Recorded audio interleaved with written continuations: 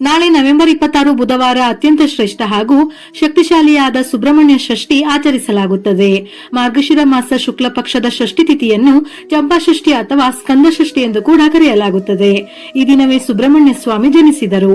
ಇಂತಹ ಶಕ್ತಿಶಾಲಿ ದಿನದಂದು ಸುಬ್ರಹ್ಮಣ್ಯ ಸ್ವಾಮಿಯನ್ನು ಪೂಜಿಸಿದರೆ ಎಂತಹ ದೋಷಗಳಾದರೂ ತಕ್ಷಣವೇ ನಿವಾರಣೆಯಾಗಿ ನಿಮ್ಮ ಇಡೀ ಕುಟುಂಬಕ್ಕೆ ಆಯುರಾರೋಗ್ಯಗಳು ಅಷ್ಟೈಶ್ವರ್ಯಗಳು ಪ್ರಾಪ್ತವಾಗುತ್ತವೆ. ಆರ್ಥಿಕ ಸಮಸ್ಯೆಗಳೆಲ್ಲ ನಿವಾರಣೆಯಾಗಲು, ನಿಮ್ಮ ಜಾತಕದಲ್ಲಿರುವ ಸಮಸ್ತ ದೋಷಗಳ ನಿವಾರಣೆಯಾಗಲು, ಸಂತಾನ ಪ್ರಾಪ್ತಿಯಾಗಲು, ಆಯುರಾರೋಗ್ಯಗಳು ಲಭಿಸಲು, ಹೀಗೆ ಎಂತಹ ಸಮಸ್ಯೆಗಳಿಗಾದರೂ ಈ ಷಷ್ಠಿಯ ದಿನದಂದು ಸುಬ್ರಹ್ಮಣ್ಯ ಸ್ವಾಮಿಯನ್ನು ಪೂಜಿಸಿದರೆ ಸಾಕು, ನಿಮ್ಮ ಸಮಸ್ಯೆಗಳೆಲ್ಲ ತಕ್ಷಣವೇ ಪರಿಹಾರವಾಗುತ್ತವೆ. ಒಂದು ವೇಳೆ ಹೊಸದಾಗಿ ಷಷ್ಠಿ ವ್ರತವನ್ನು ಪ್ರಾರಂಭಿಸುವವರು ಈ ಚಂಪಾ ಷಷ್ಠಿ ದಿನದಂದು ಪ್ರಾರಂಭಿಸಬಹುದು. ಷಷ್ಠಿ ವ್ರತವನ್ನು ಪ್ರಾರಂಭಿಸುವ ಮೊದಲು ಸಂಕಲ್ಪ ಮಾಡಿ, ಅಂದರೆ 5 ತಿಂಗಳು 9 ತಿಂಗಳು ಈ ರೀತಿ ಸಂಕಲ್ಪ ಮಾಡಿ ನಿಮ್ಮ ಮನಸ್ಸಿನಲ್ಲಿರುವ ಕೋರಿಕೆಯನ್ನು ಪ್ರಾರ್ಥಿಸಿ ಷಷ್ಠಿ ವ್ರತವನ್ನು ಪ್ರಾರಂಭಿಸಬೇಕು. ಷಷ್ಠಿ ತಿಥಿ ಸಮಯ ನವೆಂಬರ್ 25ರ ರಾತ್ರಿ 10:56 ಪ್ರಾರಂಭವಾಗಿ ನವೆಂಬರ್ 28ರ ಬೆಳಗಿನ ಜಾವ, ಅಂದರೆ ನವೆಂಬರ್ 27ರ ರಾತ್ರಿ 12:01 ಮುಕ್ತಾಯವಾಗುತ್ತದೆ. ನಾಳೆ ಬೆಳಿಗ್ಗೆ 6:23 ರವಿಯೋಗ ಪ್ರಾರಂಭವಾಗುತ್ತದೆ. ಇಂತಹ ಶುಭ ಸಮಯದಲ್ಲಿ ಸ್ವಾಮಿಯನ್ನು ಪೂಜಿಸಿದರೆ ಬಹಳ ಶ್ರೇಷ್ಠ. ವರಗಳನ್ನು ಕರುಣಿಸುವ ಸುಬ್ರಹ್ಮಣ್ಯ ಸ್ವಾಮಿಯ ಪೂಜೆ ಮಾಡಲು ಮೊದಲಿಗೆ ಸುಬ್ರಹ್ಮಣ್ಯ ಸ್ವಾಮಿಯ ಫೋಟೋ ಅಥವಾ ವಿಗ್ರಹವನ್ನು ತಂದು ದೇವರ ಮನೆಯಲ್ಲಿಟ್ಟು ಪೂಜಿಸಿ. ಇಲ್ಲವೆಂದರೆ ಶ್ರದ್ಧಾ ಭಕ್ತಿಯಿಂದ ಪ್ರಾರ್ಥಿಸಿ ಪೂಜಿಸಿದರೂ ಶ್ರೇಷ್ಠ. ಇಲ್ಲವೆಂದರೆ ಅರಿಶಿನದ ಉಂಡೆಯನ್ನು ತಯಾರಿಸಿ ಸುಬ್ರಹ್ಮಣ್ಯ ಸ್ವಾಮಿಯ ರೂಪವಾಗಿ ಪೂಜೆ ಮಾಡಬಹುದು. ನಾಳೆಯ ದಿನ ಪ್ರತಿಯೊಬ್ಬರು ಮುಂಜಾನೆ ಬೇಗ ಎದ್ದು ತಲೆ ಸ್ನಾನ ಮಾಡಬೇಕು.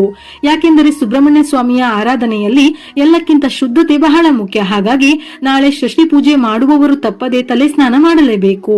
ನಂತರ ಮನೆಯನ್ನು ಶುದ್ಧ ಮಾಡಿ ಮನೆಯಲ್ಲಿ ಅರಿಶಿನ ನೀರು ಅಥವಾ ಗೋಮೂತ್ರವನ್ನು ಸಿಂಪಡಿಸಿ, ಹಾಗೆಯೇ ಮನೆಯ ಮುಖ್ಯ ಬಾಗಿಲಿಗೆ ಕಡ್ಡಾಯವಾಗಿ ಅರಿಶಿನ ಹಚ್ಚಿ ಕುಂಕುಮದ ಬೊಟ್ಟುಗಳನ್ನು ಇಡಿ. ಮನೆಯ ಬಾಗಿಲ ಮುಂದೆ ದೇವರ ಮನೆಯಲ್ಲಿ ಅಕ್ಕಿ ಹಿಟ್ಟಿನಿಂದ ರಂಗೋಲಿಯನ್ನು ಹಾಕಿ. ಈ ದಿನ ಸ್ವಾಮಿಯನ್ನು ಪೂಜಿಸುವವರು ಹಸಿರು ಅಥವಾ ಕೆಂಪು ಬಣ್ಣದ ವಸ್ತ್ರಗಳನ್ನು ಧರಿಸಿದರೆ ಶ್ರೇಷ್ಠ.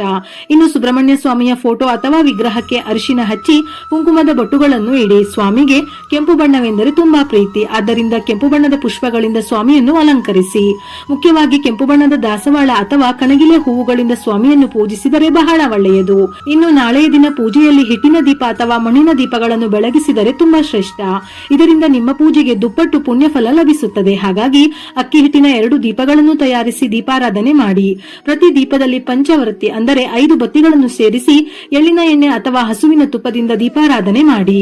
ಷಷ್ಠಿಯ ದಿನ ಬೆಲ್ಲದ ಆರತಿ ಅಥವಾ ಬೆಲ್ಲದ ದೀಪಾರಾಧನೆ ಮಾಡಿದರೆ ಬಹಳ ಶ್ರೇಷ್ಠ. ಈ ದಿನ ಬೆಲ್ಲದ ದೀಪಾರಾಧನೆ ಮಾಡುವುದರಿಂದ ಶಿವ, ಪಾರ್ವತಿ, ಗಣೇಶ, ಸುಬ್ರಹ್ಮಣ್ಯ ಸ್ವಾಮಿ ಈ ಕುಟುಂಬದವರೆಲ್ಲರ ಆಶೀರ್ವಾದ ಅನುಗ್ರಹ ಪ್ರಾಪ್ತಿಯಾಗುತ್ತದೆ. ಹಿತ್ತಾಳೆಯ ತಟ್ಟೆ, 2 ಬಾಳೆ ಎಲೆ ಅಥವಾ ಹಾಳೆಯ ತಟ್ಟೆಗೆ ಅಕ್ಕಿಯನ್ನು ಹಾಕಿ ಅಕ್ಕಿಯ ಮೇಲೆ ಓಂ ಶ್ರೀ ಸ್ವಸ್ತಿಕ್ ಬರೆದು ಅದಕ್ಕೆ ಅರಿಶಿನ ಕುಂಕುಮ ಹೂವನ್ನು ಇಟ್ಟು ನಮಸ್ಕಾರ ಮಾಡಿ 2 ಬೆಲ್ಲದ ಅಚ್ಚನ್ನು ಅಕ್ಕಿಯ ಮೇಲೆ ಇಡಬೇಕು. ಬೆಲ್ಲದ ಅಚ್ಚಿನ 3 ಕಡೆಗೂ ಅರಿಶಿನ ಕುಂಕುಮವನ್ನು ಹಚ್ಚಿ ಮತ್ತೆ ಹೂವನ್ನು ಇಟ್ಟು ಬೆಲ್ಲದ ಅಚ್ಚಿನ ಒಳಗೆ ತುಪ್ಪವನ್ನು ಹಾಕಿ ಹತ್ತಿಯ ಬತ್ತಿಯನ್ನು ಇಟ್ಟು ದೀಪವನ್ನು ಬೆಳಗಬೇಕು. ದೀಪಕ್ಕೆ ಅರಿಶಿನ ಕುಂಕುಮ ಅಕ್ಷತೆಯನ್ನು ಇಟ್ಟು ಪೂಜೆಯನ್ನು ಮಾಡಬೇಕು. ವಿಶೇಷವಾಗಿ ಯಾವುದೇ ದೀಪಾರಾಧನೆ ಮಾಡುವ ಸಮಯದಲ್ಲಿ ದೀಪವನ್ನು ಹಚ್ಚಿದ ನಂತರ ಆ ದೀಪಕ್ಕೆ ಆರತಿಯನ್ನು ಮಾಡಿ ಪೂಜಿಸಿ ನಂತರ ದೇವರಿಗೆ ಪೂಜೆಯನ್ನು ಮಾಡಿದರೆ ಬಹಳ ಒಳ್ಳೆಯದು. ಬೆಲ್ಲದ ದೀಪಾರಾಧನೆಗೆ ತುಪ್ಪವನ್ನು ಬಳಸಿದರೆ ಬಹಳ ಶ್ರೇಷ್ಠ. ಯಾಕೆಂದರೆ ಪೂಜೆಯ ನಂತರ ಈ ಅಕ್ಕಿ ಮತ್ತು ಬೆಲ್ಲವನ್ನು ಸಿಹಿಯನ್ನಾಗಿ ತಯಾರಿಸಬೇಕು. ಹಾಗಾಗಿ ತುಪ್ಪವನ್ನೇ ಬಳಸಿದರೆ ಬಹಳ ಒಳ್ಳೆಯದು. ಈ ದೀಪಕ್ಕೆ ಕೆಂಪು ಬಣ್ಣದ ಬತ್ತಿಯನ್ನು ಬಳಸಿದರೆ ಬಹಳ ಶ್ರೇಷ್ಠ. ಒಂದು ವೇಳೆ ಇಲ್ಲವೆಂದರೆ ಹತ್ತಿಯ ಬತ್ತಿಯನ್ನು ಉಪಯೋಗಿಸಬಹುದು. ಇನ್ನು ನಾಳೆಯ ದಿನ ಸುಬ್ರಹ್ಮಣ್ಯ ಸ್ವಾಮಿಗೆ ನೈವೇದ್ಯವಾಗಿ ಅಕ್ಕಿ ಪಾಯಸ, ಹೆಸರು ಬೇಳೆಯಿಂದ ತಯಾರಿಸಿದ ಯಾವುದಾದರೂ ನೈವೇದ್ಯ, ಬಾಳೆಹಣ್ಣು, ಹಸಿ ಹಾಲು, ಬೆಲ್ಲ ಹೀಗೆ ಯಾವುದಾದರೂ 2 ಬಗೆಯ ನೈವೇದ್ಯವನ್ನು ಸಮರ್ಪಿಸಿ. ನಾಳೆ ನೈವೇದ್ಯಕ್ಕೆ ದಾಳಿಂಬೆ ಹಣ್ಣುಗಳನ್ನು ಅರ್ಪಿಸಿದರೆ ಸಂಪತ್ತು ವೃದ್ಧಿಯಾಗುತ್ತದೆ. ಈ ರೀತಿಯಾಗಿ ಸುಬ್ರಹ್ಮಣ್ಯ ಸ್ವಾಮಿಯನ್ನು ಪೂಜಿಸುತ್ತಾ ಓಂ ಸ್ಕಂದ ಶಿವಾಯ ನಮಃ ಎಂಬ ಮಂತ್ರವನ್ನು 21 ಬಾರಿ ಜಪಿಸಿ. ಇಲ್ಲವೆಂದರೆ ಬಹಳ ಶಕ್ತಿಶಾಲಿಯಾದ ಓಂ ಶರವಣ ಭವ ಈ ಸಣ್ಣ ಮಂತ್ರವನ್ನು 3 ಬಾರಿ ಪಠಿಸಿ. ಈ ಮಂತ್ರಕ್ಕೆ ಬಹಳ ಶಕ್ತಿ ಇರುತ್ತದೆ. ಈ ಮಂತ್ರದ ಪ್ರತಿ ಅಕ್ಷರವು ದೇವರಿಗೆ ಸಂಬಂಧಿಸಿದ ಒಂದೊಂದು ಶಕ್ತಿಯನ್ನು ಪ್ರತಿನಿಧಿಸುತ್ತದೆ. ಶರವಣ ಎನ್ನುವುದು ಸುಬ್ರಹ್ಮಣ್ಯ ಸ್ವಾಮಿ ಹುಟ್ಟಿದ ಸ್ಥಳದ ಹೆಸರು. ಈ ಒಂದು ಮಂತ್ರವನ್ನು ಪಠಿಸಿದರೆ ಸಾಕು, ನೀವು ಏನನ್ನು ಬಯಸಿದರೂ ಸ್ವಾಮಿಯ ಆಶೀರ್ವಾದದಿಂದ ಕೋರಿದ ಇಷ್ಟಾರ್ಥಗಳೆಲ್ಲ ತಕ್ಷಣವೇ ನೆರವೇರುತ್ತದೆ. ಸುಬ್ರಹ್ಮಣ್ಯ ಸ್ವಾಮಿ ಸರ್ಪದ ರೂಪದಲ್ಲಿ ನೆಲೆಸಿರುವುದರಿಂದ ನಾಳೆಯ ದಿನ ಪ್ರತಿಯೊಬ್ಬರು ನಾಗದೇವರ ವಿಗ್ರಹಗಳನ್ನು ಅಥವಾ ನಾಗರ ಹುತವನ್ನು ಪೂಜಿಸಿ. ನಿಮ್ಮ ಹತ್ತಿರದಲ್ಲಿರುವ ಸುಬ್ರಹ್ಮಣ್ಯ ಸ್ವಾಮಿಯ ದೇವಸ್ಥಾನಕ್ಕೆ ಹೋಗಿ ತುಪ್ಪದ ದೀಪ ಬೆಳಗ್ಗೆ 11 ಪ್ರದಕ್ಷಿಣೆಗಳನ್ನು ಹಾಕಿ ಸ್ವಾಮಿ ಜನಿಸಿದ ಈ ಷಷ್ಠಿಯಂದು ಸುಬ್ರಹ್ಮಣ್ಯ ಸ್ವಾಮಿಯನ್ನು ದರ್ಶನ ಮಾಡಿಕೊಂಡರೆ ಸಾಕು, ಜನ್ಮ ಜನ್ಮಗಳ ಅದೃಷ್ಟವು ನಿಮ್ಮ ಕೈ ಹಿಡಿಯುತ್ತದೆ. ನಾಳೆಯ ದಿನ ಜೋಡಿ ನಾಗಗಳಿಗೂ ವಿಶಿಷ್ಟವಾಗಿ ಪೂಜಿಸಬೇಕು. ಹಸುವಿನ ಹಾಲಿನಿಂದ ಜೋಡಿ ನಾಗಗಳಿಗೆ ಅಭಿಷೇಕ ಮಾಡಿದರೆ ಎಂತಹ ದೋಷ ಗಾಯವಾದರೂ ತಕ್ಷಣವೇ ನಿವಾರಣೆಯಾಗುತ್ತದೆ. ಹಾಗೆಯೇ ಸಂತಾನಕ್ಕಾಗಿ ದಂಪತಿಗಳು ಪಂಚಾಮೃತದಿಂದ ಜೋಡಿ ನಾಗಗಳಿಗೆ ಅಭಿಷೇಕ ಮಾಡಿದರೆ ಖಂಡಿತವಾಗಿಯೂ ಸಂತಾನ ಪ್ರಾಪ್ತಿಯಾಗುತ್ತದೆ. ಇನ್ನು ಯಾರು ಅನಾರೋಗ್ಯ ಸಮಸ್ಯೆಗಳಿಂದ ಬಳಲುತ್ತಿದ್ದಾರೋ ಅಂತವರು ಈ ಸುಬ್ರಹ್ಮಣ್ಯ ಷಷ್ಠಿಯ ದಿನದಂದು ಭುಜಂಗ ಸ್ತೋತ್ರವನ್ನು ಪಠಿಸಿ ದೀರ್ಘಕಾಲದ ಅನಾರೋಗ್ಯ ಸಮಸ್ಯೆಗಳೆಲ್ಲವೂ ನಿವಾರಣೆಯಾಗುತ್ತದೆ. ಮುಖ್ಯವಾಗಿ ಸೊಂಟ ನೋವು, ಕೀಲು ನೋವಿನ ಸಮಸ್ಯೆಗಳು ತಕ್ಷಣವೇ ನಿವಾರಣೆಯಾಗುತ್ತದೆ. ಈ ದಿನ ಮೊಸರನ್ನ ದಾನ ಮಾಡಿದರೆ ನಿಮ್ಮ ಆಯುಷ್ಯವು ಹೆಚ್ಚಾಗುತ್ತದೆ. ಹಾಗೆಯೇ ಅಕ್ಕಿಯನ್ನು ದಾನ ಮಾಡಿದರೆ ಸಾಲದ ಬಾಧೆಗಳೆಲ್ಲ ತಕ್ಷಣವೇ ನಿವಾರಣೆಯಾಗುತ್ತದೆ. ಸುಬ್ರಹ್ಮಣ್ಯ ಸ್ವಾಮಿಯ ವಾಹನ ನವಿಲು.